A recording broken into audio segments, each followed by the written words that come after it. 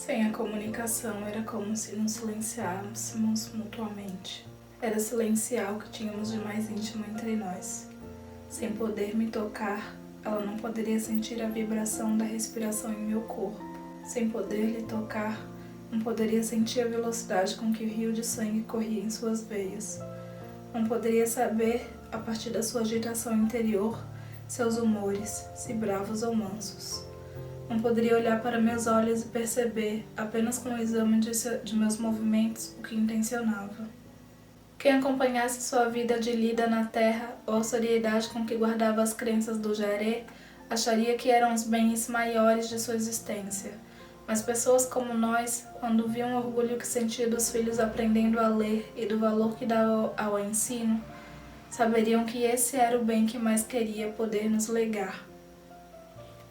Pedi que os encantados me ajudassem a não ser considerado uma desonra e que, quando retornasse com dinheiro já estabelecido em nossa terra para buscar nossas famílias, todos entendessem que aquela viagem havia sido por uma boa causa. Pedi a Deus, especialmente por Belonísia, que há pouco mais de 10 anos compartilhou comigo o incidente que mudou de certa forma nossas vidas. Quando deixei a casa pela porta do quintal, no sereno da noite, não pude evitar de olhar para trás por algumas vezes, enquanto seguia pela estrada ao encontro de Severo. Numerava as coisas que levava comigo e tudo que deixava para trás.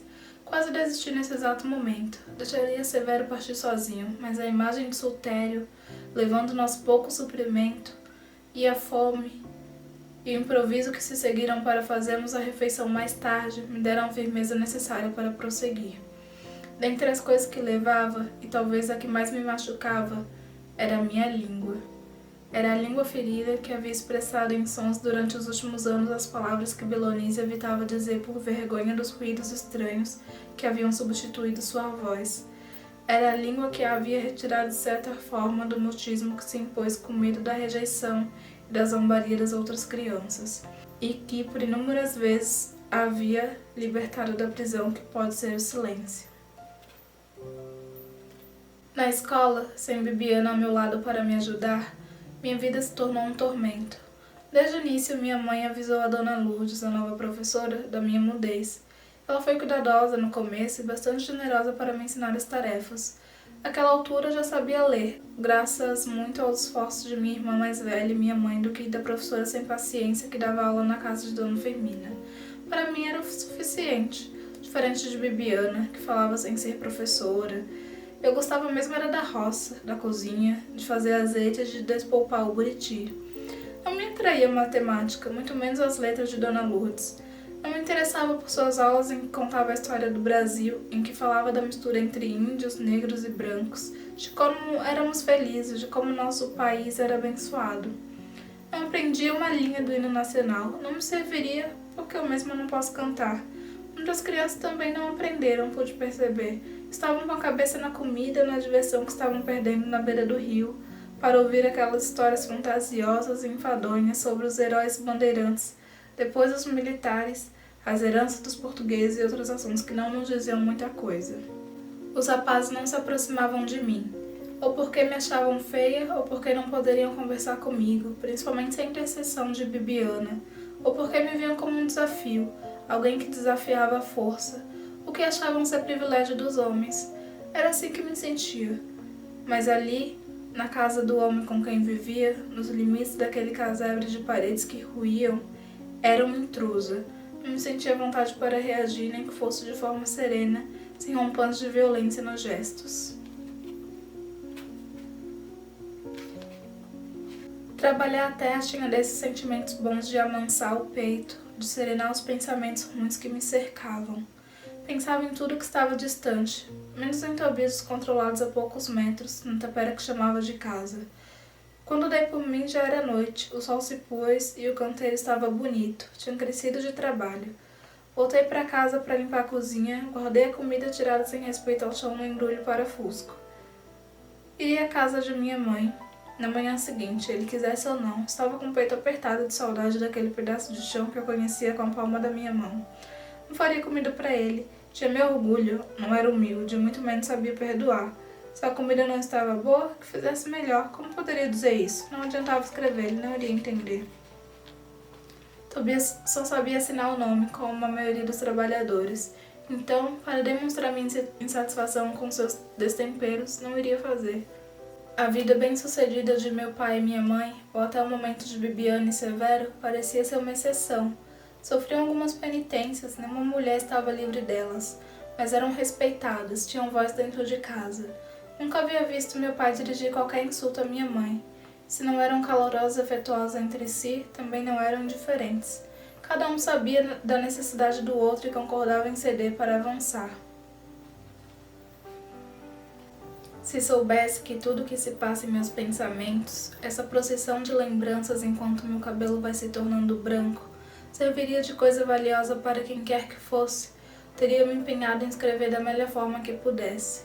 Teria comprado cadernos com o dinheiro das coisas que vendia na feira, e os teria enchido das palavras que não me saem da cabeça.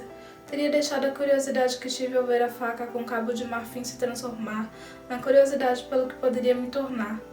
Porque de minha boca poderiam sair muitas histórias que serviriam de motivação para nosso povo, para nossas crianças, para que mudassem suas vidas de servidão aos donos da terra, aos donos das casas na cidade. Um dia, meu irmão Zezé perguntou ao nosso pai o que era viver de morada. Por que não éramos também donos daquela terra, se lá havíamos nascido e trabalhado desde sempre? Porque a família Peixoto, que não morava na fazenda, era dita dona. Porque não fazíamos daquela terra nossa, já que dela vivíamos, plantávamos as sementes, colhíamos o pão, se dali retirávamos nosso sustento. Esse dia vive em minha memória, não se apaga nem se afasta ainda que envelheça. O sol era tão forte que quase tudo ao alcance de minha visão estava branco, refletindo a luz intensa do céu sem nuvens. Meu pai retirou o chapéu, o calor fazia minar de seu corpo um suor grosso que lhe lavava o rosto, escorrendo pela fronte e pelas têmporas. Escorria pelo lado anterior de seus braços, formando grandes manchas em sua camisa surrada. O barro cobria sua calça, sua enxada, seus braços, o chapéu largo em suas mãos. Eu atirava milho e resto de comidas para as galinhas. Pedir morada quando você não sabe para onde ir, porque não tem trabalho de onde vem. Não tem de onde tirar o sustento. Apertou os olhos, olhando para a cova diante dos seus pés. Aí você pergunta para quem tem e quem precisa de gente para trabalho. Moço, o senhor me dá morada? De repente seu olho se ergueu para meu irmão.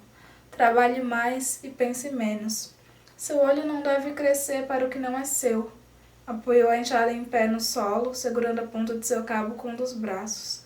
O documento da terra não vai lhe dar mais milho, nem feijão. Não vai botar comida na nossa mesa. Retirou papel e fumo do bolso e começou a fazer um cigarro. Está vendo esse mundão de terra aí? O olho cresce, o homem quer mais, mas suas mãos não dão conta de trabalhar ela toda, dão? Você sozinho consegue trabalhar essa tarefa que a gente trabalha. Esta terra que cresce mato, que cresce a caatinga, o buriti, o dendê, não é nada sem trabalho, não vale nada.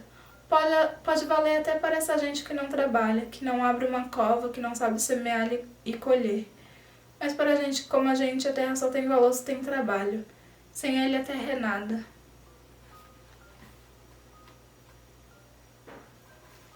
Meu povo seguiu rumando de um canto para outro, procurando trabalho, buscando terra e morada, um lugar onde pudesse plantar e colher, onde tivesse uma tapera para chamar de casa. Os donos já não podiam ter mais escravos por causa da lei, mas precisavam deles.